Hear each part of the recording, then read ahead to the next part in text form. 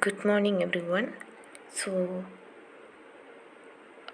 today we are going to discuss about cylinder block and cylinder head.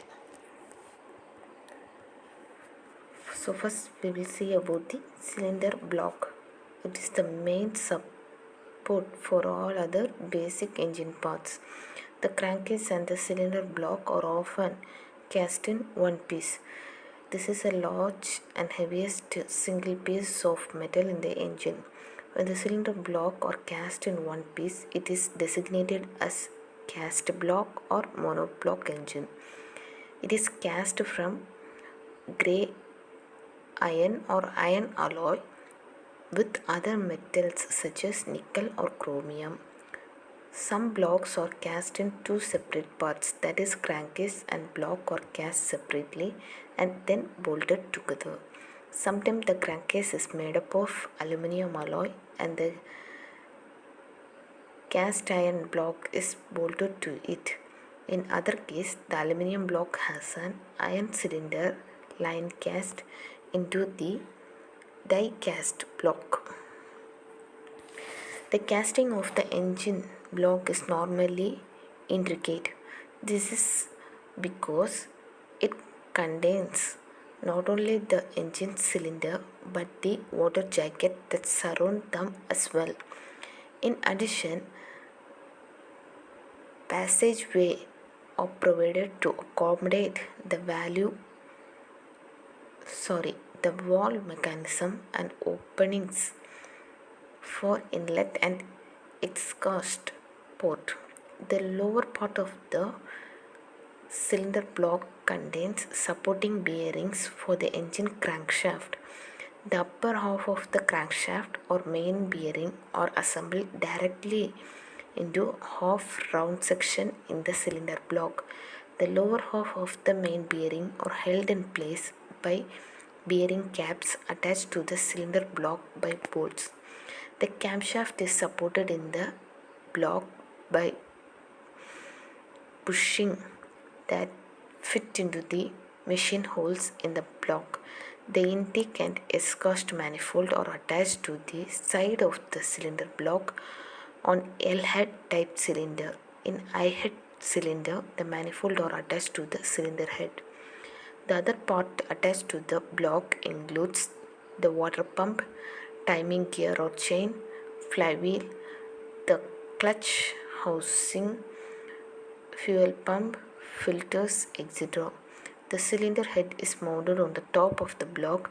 These parts are attached to the block with sealing gaskets. Next, we will see about cylinder lining. It is an integral part of the cylinder. It fits inside the cylinder block. The liner must have the following characteristics. Its material must withstand working temperature and pressure, maximum heat dissipation with minimum time and wear. It should possess lubricating properties or it should be self-lubricant, maximum hardness with maximum flexibility, resistance due to corrosion and wear, minimum permanent change in dimension, high durability and low cost. Materials for cylinder. Material used for cylinder and cylinder liner are close grained cast iron and nickel cast iron. The wear on the liner can be substantially reduced if their inner surface is made hardened by any of the following three methods. Method 1. This is applied to dry liners and use cast iron with 2% nickel and 0.65% chromium. After preliminary machining, the liners are heated in an oven furnace to about 840 degrees Celsius. Oil quenching and tempering for 2 hours at 180 degrees Celsius.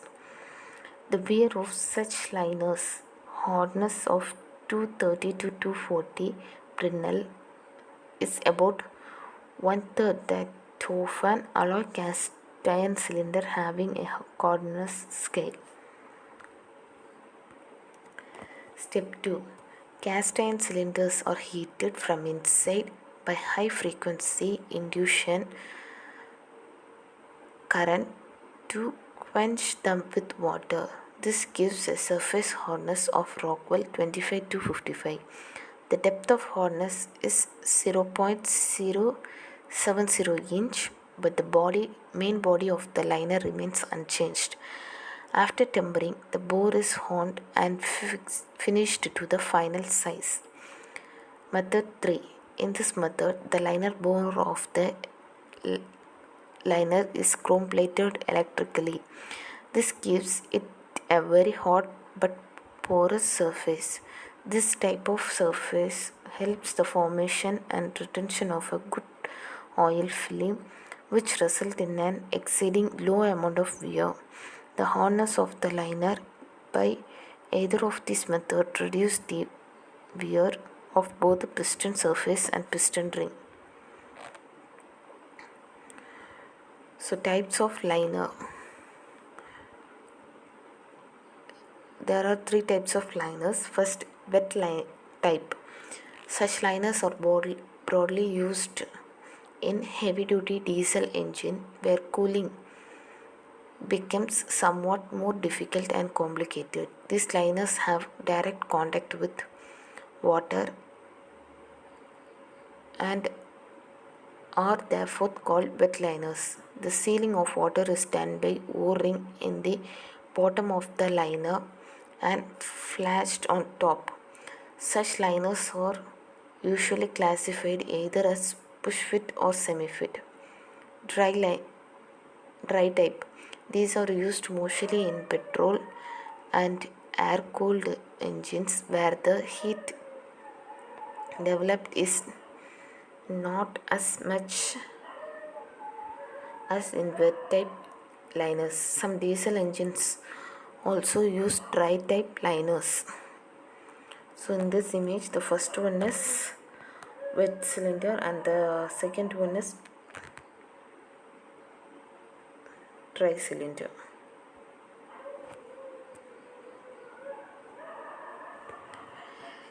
Next is block casted liners. These liners have no direct contact with water. The liner is either pressed fit or semi-pressed fit with the block. The water circulating inside the block first cools the block, then the block cools the liner. Thus the cooling of the engine is maintained. The advantage of replaceable liner over block cased liner is the choice of obtaining a better quality of material. Chrome hard material can be used for liners but not for the complete block. This makes the liner cheap and replaceable for reboring. Cylinder wear. The cylinder wall wear out regardless of how carefully they are designed or finished. This is due to the side rest on the piston of the cylinder and pressure of the piston ring against the cylinder wall. This wear occurs mostly in the area covered by the piston ring as they travel up and down in the cylinder. The cylinder also wear out of the round because of the side thrust of the piston. This is due to the angular relationship between the connecting rod and crankshaft. The pressure exerted on the piston is much greater in the power stroke. As a consequence, the cylinder wear most of the power thrust side and become out of round. The wear is more at the top of the ring travel than the bottom. The reason for this are the cylinder and piston are hotter and exposed to more grit at the top than at the bottom. Therefore, wear is accelerated. There is more oil at the bottom ring and in the bottom of the cylinder than in the top. This tends to reduce the friction at the bottom and consequently the wear. The top unworn portion of the liner is known as ridge. This ridge must be cut before installing a new ring set. Otherwise, during the upward motion of the piston, the sharp edge of the ring will strike the round surface of the ridge. This can cause knocking sound and also result in breakage of the top ring or second ring land on the piston. And an excessive amount of out of round or taper in the cylinder wall makes it difficult to maintain a tight seal between the piston and the cylinder wall. Such cylinders should be restored to a round condition with an walls parallel. Next is cylinder bore inspection. When the wear ridge is not deep enough, it is possible to remove the piston from the top without removing the ridge. However, if the ridge is deep, it must be cut before removing the piston. Once the piston are removed from the bore can be inspected for wear with the help of a cylinder bore dial gauge. The bore should be checked for both dampness and ovality. It is always a good practice to record the reading of dial gauge on a prepared proforma so that a correct decision can be taken about re-ringing or re-boring depending on the amount of damper and ovality. Bore preparation for new ring. First, wear ridge removal. As we have stated earlier, many times it is necessary to remove the top wear ridge before removing the piston from the bore. Otherwise, the ring or the piston ring lands will get damaged at the time of removal. Also, when new piston ring are fitted without removing this ridge, the top ring will always hit the corner of the wear ridge during its upward stroke. This constant hitting of the top ring with the ridge will result in breakage of rings as well as of ridge land. This is therefore always necessary to remove this ridge when fitted new rings in a worn out bore. The actual procedure for removing the ridge is given below. Wipe the bore clean with a clean rag. Plug the bore at the bottom with an oil wetted paper or rag to prevent any metallic particle finding way to the sump or to the main bearing. Select a suitable ridge rehammer and place it over the bore so that the guides rest evenly over the top surface of the block. Expand the rehammer suitable to apply enough cutting pressure on the cylinder wall. Using a socket, rotate the rehammer, cut the edge smoothly. While cutting, apply a steady pressure over the rehammer by the left hand. After cutting the ridge thoroughly, clean the bore with a rag to remove any metallic particles left behind. Care must be taken to see that the ridge rehammer does not cut the bore in the ring travel zone by more than 1 by 32 inch. Otherwise, the new top piston ring will enter this slightly well-mouthed area during its upward stroke and will inhibit proper seating. This will cause complaints regarding oil consumption. The machine surface should also be free from any chatter mark and waviness and should meet the unmachined surface below smoothly without any sharp edge. Glaze breaking.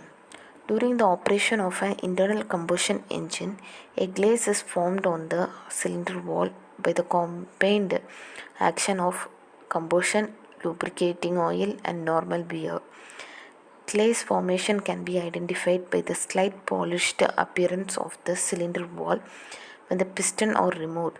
This glaze should be removed before fitting new ring, as the new ring installed in the glazed cylinder bore may take longer time for bedding in and possibly result in blow by scuffing and excessive oil consumption in the early stage of operation.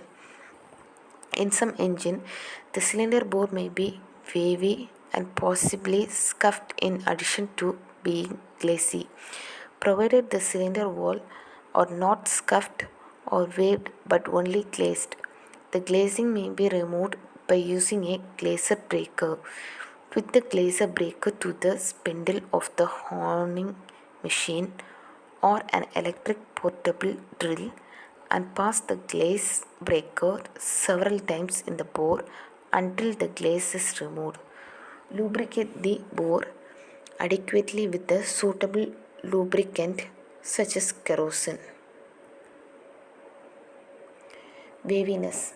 A wavy cylinder wall is one having a series of parallel line or ring around the cylinder. They are generally found at the top or bottom of the ring travel. These irregularities, although immeasurable in most cases, can usually be felt by running a finger over the cylinder surface. Scuffing. A scuffed cylinder is one in which the surface metals of the ring and the cylinder wall each the melting temperature and cold weld to one or more of the rubbing surface. As a result of scuffing, metal is thrown from one surface and deposited on the other, thus building up material on one, leaving a small void in the other. If this pulled out material is not removed from the cylinder prior to the installation of new piston ring, the scuffing process can continue. This can result in severe scoring of bore and accelerated ring wear. A scuffed cylinder can be identified by many small discolored area on its surface. They may be in the shape of spot and vertical lines. The depth of the scuff is normally very minute and often cannot be detected by running a finger over the surface. The scuffing may be either localized or running throughout the entire cylinder surface. Honing. The cylinder wall waviness and deposits result from scuffing can be only removed by using a flexible spring-loaded type horn. Pass the horn through the bore several times until waviness and scuffing are removed and the desired finish is obtained. While honing, the following points are important to obtain best result. The honing tool should be selected that it exert sufficient pressure against the cylinder wall to thoroughly intercept the surface. It is flexible enough to follow the cylinder contour. It provides the required cylinder wall finish. It is hard enough to provide satisfactory life when used on hot cylinder lines. The excess carbon deposit with the cylinder wall should be cleaned before honing. The cylinder wall should be wetted with a suitable lubricant such as kerosene while honing. The horn should be moved up and down in the cylinder rapidly to produce the desired cross horn pattern. When the bore is badly scuffed or scored beyond the capacity of the horn, reboring is the only remedy. Cylinder wall surface finish.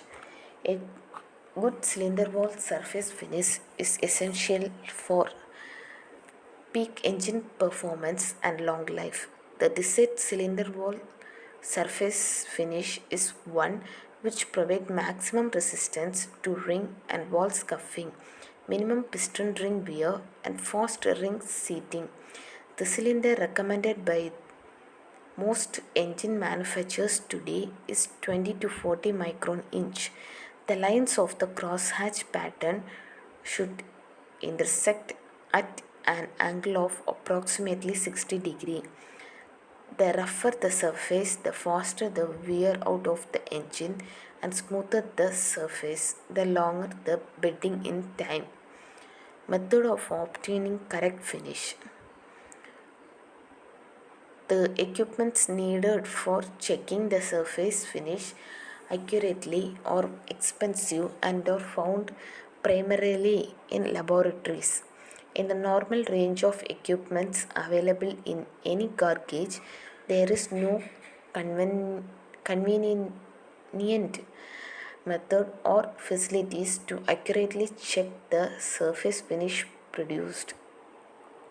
However, the desired surface of finish 20 to 40 micron inch can be obtained by using a honing stone of grit size 180 to 280.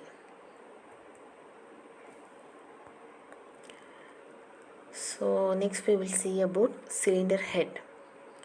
The cylinder head is a separate cast piece which is bolted to the top of the cylinder block. It encloses the top of the cylinder, forming the combustion chamber. The head is sealed to the cylinder with a flat gasket of copper and asbestos or steel and asbestos acid tightened with cap, screw and studs. In I head and F head engine, the cylinder head contains the valve and valve port opening that lead into the cylinder. The cylinder head for air cooled engines have fins which helps to dissipate heat. In water cooled engines, the cylinder head has a passage cast integrally with the head. This enables the cylinder to be entirely surrounded by water.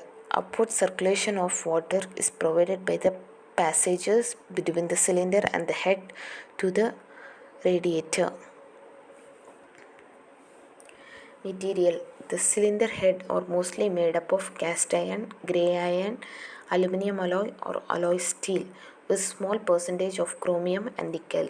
Some cylinder heads are made up of aluminum alloy which has a high heat conductivity than cast iron, as a result of which it dissipates heat more rapidly. Gasket. The joints between the cylinder block and the head must be tightened and able to withstand the pressure and heat developed in the cylinders. Head gaskets are made up of sheet with openings for cylinders, valve, water jacket, etc. When they are placed in position between the block and the head, tightening of the head block squeeze the soft metals between the head and the cylinder block, and the joint is effectively sealed. Head gasket are made of plain copper asbestos between two thin copper sheet or crimped steel. In the last type, the crimping is flattened out as the head bolt are tightened. This produces the sealing effect.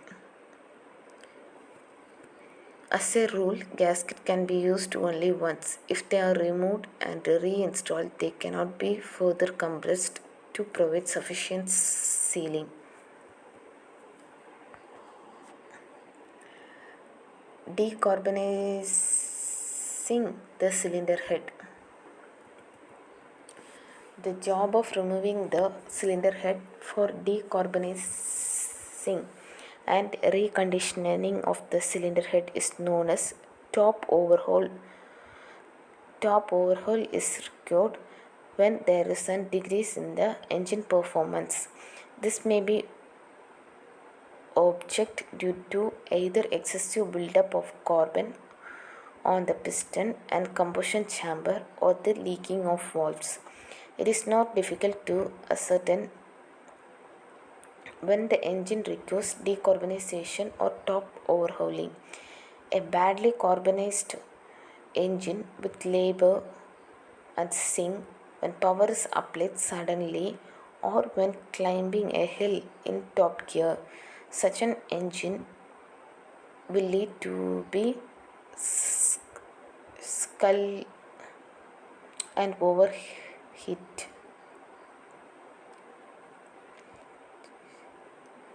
An engine with leaky valve starts to lose power, knocks more frequently on the hills and require frequent gear change. The period of decarbonizing or top overhaul of an engine depends upon the effective periodic maintenance and adjustments. Further reason which account for the extended interval of decarbonizing or the introduction of improved engine design, better lubrication control with good quality oils containing detergents and modern high rating fuel. It is estimated that an engine with poor care and maintenance gives trouble-free service for 1500 hours of operation. The claim by some users that engines give extremely long period of trouble-free service should not be accepted. Cause of power loss. There are of course many things other than carbon deposit and a leaky valve which can adversely affect the performance of an engine. The simple test to find out if there is a leaky valve is to turn the engine slowly and listen at the crankcase, oil filler hole, exhaust manifold and inlet opening. If a hissing sound is heard at the exhaust manifold and inlet opening as the piston rises on the compression stroke, a leaky valve should be suspected. When the same noise is heard at the crankcase filler hole, the cause of compression loss can be attributed to the failure of the piston ring. To ensure that it is the valve and not piston ring failure, remove injector or spark plug. Pour a tablespoon of engine oil into each cylinder to seal the ring. Start the engine and again listen to the sound from the exhaust and inlet manifold. Once it is established that leaky valve or the cause for the loss of engine performance, it should be ensured that the tappet adjustment is proper and proper clearance is maintained as per the manufacturer setting. Removing cylinder head. The cylinder should be cleaned before any repair or adjustments is to be made. This is essential for quick repair and correct adjustment on reassembly. Start the engine and allow it to run until the opening temperature is reached. Drain the cooling system and disconnect the radiator hose and other components that interfere with its removal. Disconnect the inlet and exhaust manifold and remove the carbon from the exhaust valve opening before the removal of the cylinder head. The injector or spark plug should be removed and the hole plugged by the cotton rag. The cylinder head of any type of valve arrangement is held on the upper face of the cylinder block by a series of nuts screwed on the end of studs projecting from the cylinder block. It is important, especially with the head of shallow construction, that these nuts should be gradually removed by giving half a turn at a time in sequence until all of them are quite loose. If this precaution is not taken, there is a danger of local strain being produced in the casting, leading to its permanent distortion. The next step is to break the joint between the cylinder block and the head. It is not economical to reuse one old gasket even after a top overhaul of the engine. Once the gasket has been compressed, it loses its ability to compensate any irregularities on the machining phases. If the sealing aid is used and the joints does not break, the engine should be cracked smoothly after fitting the injector in the hope that the compression pressure will break the grip of the gasket. If this fails, thin steel wedges should be carefully driven between the cylinder head and the block. These will, of course, break the gasket. In some cases, it is possible to loosen the joint by inserting special T-head tool in the injector hole. When the cylinder head has been removed, the next job is to scrape off any carbon which have formed on the wall of the combustion chamber and top of the piston. The scraper used should be made of soft mild steel so that it does not scratch the surface. Remove all traces of gasket material and cement from the block and bead and ensure that no foreign material fall into the cylinder bore, push rod and bolt holes. Inspection of cylinder head. Check the face of the cylinder head for trueness. This can be best done by laying a steel straight edge on the face of the head and observing whether light can be seen between the straight edge and the machine face. Since this will show up only in extreme warpage, less extensive warpage can be checked by trying to insert the blades of feeler gauge between the straight edge and face. If the head is wrapped by 0.020 inch or more over the full length, it should be resurfaced. The face of the cylinder block on which the head rests should also be checked for the warpage. This can be done by placing the head on the block and seeing if the blades of the feeler gauge can be inserted between two faces. The repair of the wrapped cylinder head and block is a specialized job of machining and grinding and should be only attended to by a renowned workshop. It should also be ensured that the amount of the metal removed in this operation is seldom sufficient to bring about any appreciable increase in the energy conversion ratio. So this is the end of our video. Thank you.